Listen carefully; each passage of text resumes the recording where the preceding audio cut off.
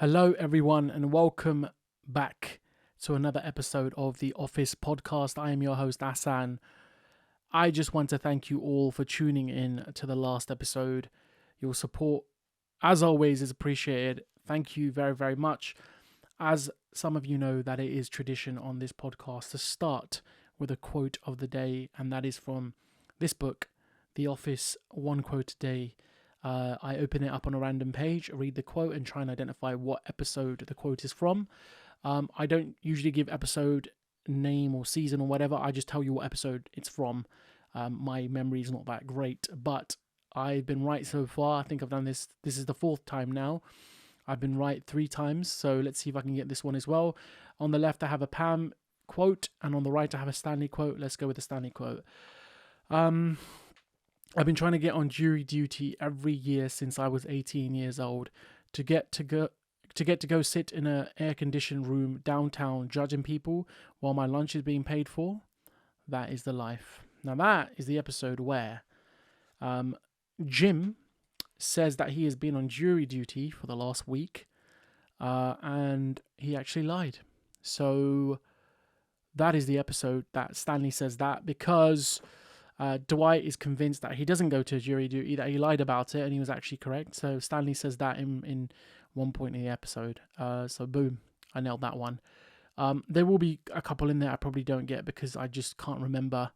But 4 for 4, can't go wrong. Right. So in today's episode, I was scouring the internet looking for talking points on the show, things that I didn't know about the show. And obviously, a couple episodes ago, I mentioned deleted scenes and about Rob being part of the mob.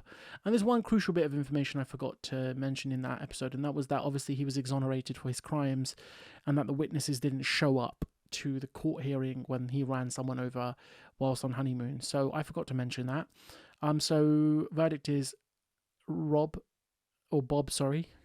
is part of the mob.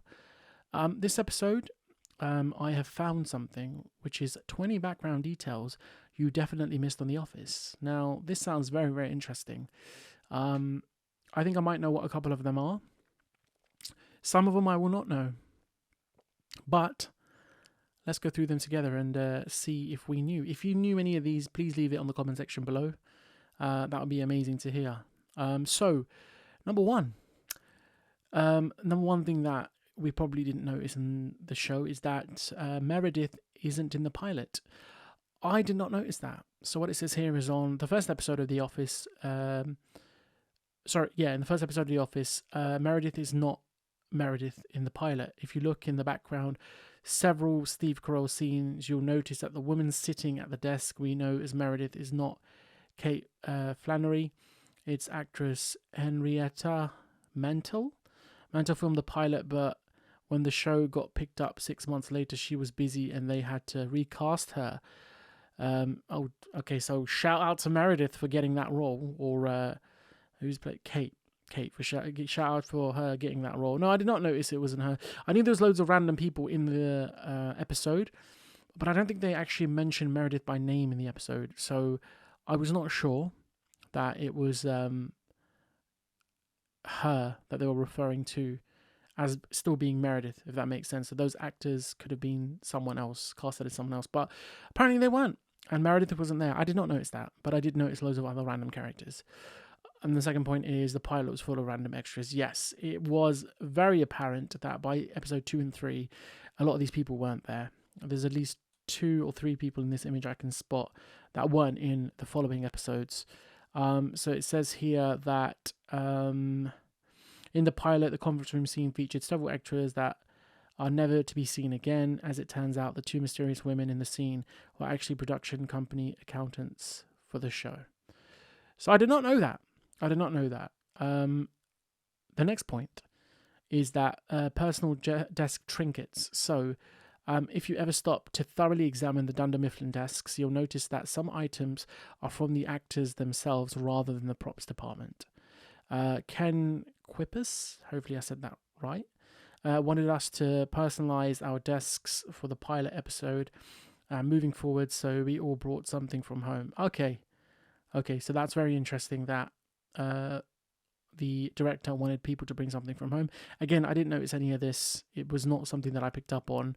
Very good though, very interesting. I like that Creed uses his actual ID or his actual passport in one of the episodes, which was epic. But anything else I didn't really notice. It's not something I paid attention to in the pilot series or even throughout the show. So props to them for getting away with that. Number 4 is I Spy with My Little Eye, another free cell solitaire game. So throughout the series, you'll catch glimpses of characters browsing the internet or playing free cell solitaire in the background of a scene. That wasn't acting. The Office cast members became huge free cell fans over the years, and they even started holding competitions to entertain themselves between scenes. Meredith held free cell champion title for a long time.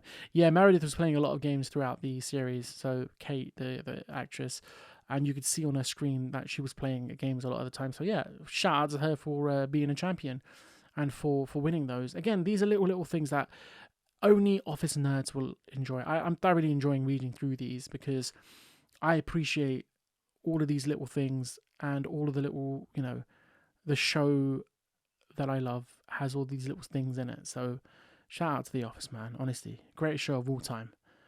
Find me another one. You won't. The many post-it notes. So background actors on scenes often had time to kill while they were in the Office scenes, or confessionals were being shot. To entertain themselves, they would sometimes pass notes and doodle around. So yeah, there are a few scenes where you see a lot of post-it notes, especially at Oscar's desk. So that's very cool to know that. Next one is Jim's ET doll. So speaking of desk items, did you ever notice that random ET dolls on Jim's desk in season 1, episode 3, at around 14 minutes? It can be spotted. The ET figurine has a little blue robe on, and I never noticed that. But I will go back to episode 3 of season 1 and have a look out for that because I did not know that. Who's that voice? So this is referring to The Office features several phone call scenes between main characters, but there are also a few mystery voices on the end receiver. So remember in the pilot when Michael talks to Todd Packer on the phone, turns out that wasn't the voice of David Kuchner, the actor who plays Todd Packer later in the series. Packer's voice in the pilot was actually the voice of Toby Huss, a famous voice actor and friend of Office showrunners Greg Daniel, who worked on King of the Hill for years. Again, something I did not know, something I was not aware of. Just going back to the point about it not being Todd's voice, I thought Todd was an elite actor. I thought he was one of the best sort of extra characters in that show. His presence was instantly felt. So shout out to you. Number 8 on this list is special guests. So it says here that in episode 3, season 1 again, there was a scene where Michael goes to travel agency to inquire about a trip to Atlantic City. The travel agent was played by Charlie Hartsock, Steve Carell's friend from college, which is cool to get your friend a job on the show.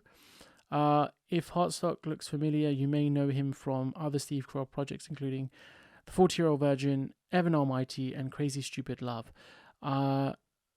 Just trying to see if I can recognize his face. I don't recognize his face. But shout out to him for getting those gigs, man. It must not have been easy. But yeah, again, incredible that that's a fact of the show. Kicking Phyllis's car.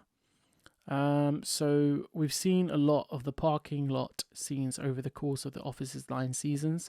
But in the early days of the show, the lot featured the actors' actual cars. In season 1, episode 4, for instance, the red car that Dwight kicks while discussing alliances with Jim was Phyllis's. Phyllis was very nervous about it, and I guess at that point she went up to Rain and said, "Listen, it's totally fine if you kick the car, but don't kick the car or the hubcap, just the tire." So I did not know that it was their actual cars. Again, this is a very rare scenario and situation to be in because, as earlier mentioned, if you're in a room, like, there isn't really, like, it's not a movie, it's not like a proper TV show where, you're you've got set scenes, if that makes sense, as in you need to be in the office even if you're not acting, because it's an office workspace. So obviously the mockumentary setup makes for a very interesting concept. So them having their real cars there, they literally, just drove themselves to work, left their cars outside and just did the job, which is crazy. There was no like show lot like in Hollywood, I guess. So yeah, that's incredible. That's really, really good to know. I can't remember if I said there was 20 or 10 of these. There are 20 of these. So I'm going to make this the last one because this is number 10. And the remaining 10 I'll do in the next episode. So feeling hot, hot, hot. Though the season's visibly changed in The Office to proper reflect the setting of Scranton, Pennsylvania, filming in California meant that the outside weather didn't always match characters' wardrobes. Okay, so I was not aware that this was filmed in California. I thought that this was actually filmed in Scranton, Pennsylvania. I only recently found out it was filmed in California, which was very cool to know. And yes, that's a very interesting point about it being hot in California and not Manchester, because I think Scranton's colder, right, than California, because California is like hot all year round. Apart from when I went, it started raining when we went to LA. But anyway, that's neither here nor there. Another example, or the first example, sorry, is Season 2, Episode 3, titled Office Olympics. May have aired on October 4th, 2005. Wow, I was 14 years old then. But it was filmed in the summer heat. At 16 minutes 39 seconds, there is proof of what the actual outside temperature was, because there is a full-on camera shot of the dashboard in the Sebring. And it says 91 degrees.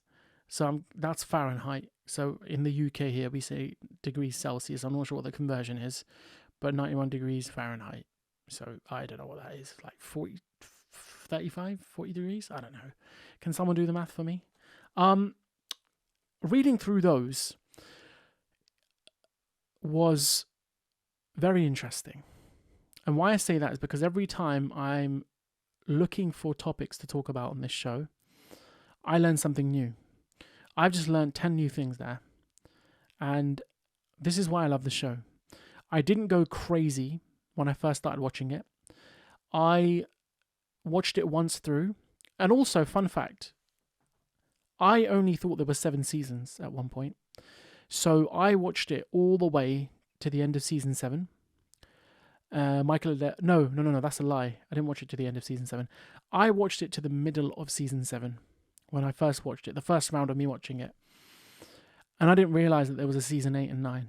I thought the middle of season 7 was it. So when Michael leaves, or somewhere at that point where it kind of tails off a little bit, I thought that was it. And there were no more seasons after that. So I stopped watching for months. This was when I was in university, so I didn't really realise, I wasn't really actively watching it like that. I was watching it an episode a day, but I wasn't really focused on The Office per se. I later found out when I had some downtime in the summer that there was more seasons. So I only watched it up to season 7.5, and then thought, oh, that was a bit of a rubbish ending because nothing really happened. I think it must have been when Michael left, and there was 2 more episodes or something along the lines of that. And I thought, oh, that's a bit of a weekend. Is that it? Is that all that happens? And then I did some research, as a university student should. And I figured out that there's 2 more seasons. So I didn't watch season 8 and 9 until many months later. The show had wrapped up by then. I can't remember when the show stopped airing, but I finished watching it in 2013, I think. So that was a nice surprise. To figure out, firstly, that there was more episodes to watch because I had something to fill the summer with, and secondly, learning about the show. So I've only seen 1 deleted scene, and that was a Phyllis one in the last episode. So I will be going over more deleted scenes in future episodes. But for now, I just want to say thank you for watching or listening to this episode. Your support is always appreciated. If you did enjoy this episode, make sure to hit the like button. Make sure to subscribe and share. And as I said, man, this podcast is just for people that love The Office. That's it. All the nerdy aspects of it. That's literally it. That's all this podcast is for, who it's for. So if you are enjoying it, please let me know in the comment section below. There's also an email address, I believe, in the description box below. Send me an email. What do you want to talk about in this show? Would you like me to talk about anything specific to do with the show? Please let me know. It would really, really help me out. Thank you for listening and watching. I will catch you in the next episode. Take care.